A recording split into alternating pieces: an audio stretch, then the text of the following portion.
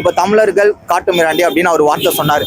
அது அவர் சொன்னது வந்து காட்டு மிராண்டின்றது ஆதிக்குடியில இருந்து நம்ம வந்ததை அது காட்டு மிராண்டின்னு அவர் மென்ஷன் பண்ணாருன்னு சொல்லிட்டு பெரியாரிஸ்ட் சொல்றாங்க. அதை நம்ம பீப்புள்ஸ் பார்க்கும்போது எப்படி இருக்கும்? தமிழர்கள்லாம் காட்டு மிராண்டின்னு சொல்லிட்டு போயிட்டாருப்பா, அதனால அவர் எங்களுக்கு பிடிக்காது அப்படின்னு சொல்றாங்கல்ல. அது மாதிரி அவரோட பாயிண்ட் ஆஃப் வியூல பெரியாரிஸ்ட பிரைஸ் பண்ணி பேசுறாங்க, அவங்களுக்கு பிடிக்கும். அதை தப்பா புரிஞ்சவங்களும் அவங்களுக்கு பிடிக்காது. ஆனா அண்ணா வந்து ஈக்குவல், டிஎம்கே எடுத்துட்டாலும் சரி ஏடிஎம்கே எடுத்துட்டாலும் சரி, அவர் தான் ஒரு ஹெட் ஆஃப் தி பாலிடிக்ஸ். இந்த மாதிரி அண்ணா வந்து அந்த அளவுக்கு அவர் மேல எந்த ஒரு புகார் வந்தது இல்லை. பட் ஆனா பெரியார் வந்து வேற.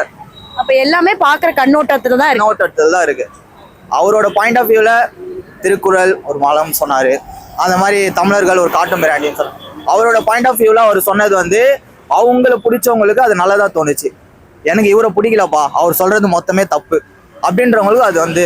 ரெட் டேப் தமிழ் நேயர்களே, நான் பல மக்கள் கிட்ட பெரியார் யாரு, அண்ணா யாரு அப்படிங்கிற கேள்விகளை வச்சேன். ஆனா யாராலையுமே ஒரு தெளிவான பதில் சொல்ல முடியல. வெறும் ஒரு சில பேர்னாலதான் பெரியார் யாரு அப்படிங்கிறது தெரியவே வந்திருக்கு. இருந்தாலும் அரசியல் தலைவர்களும் சரி, நீங்களும் சரி, பல தடவை பெரியார் பத்தி பல கருத்துக்களை சொல்லியிருந்தீங்க.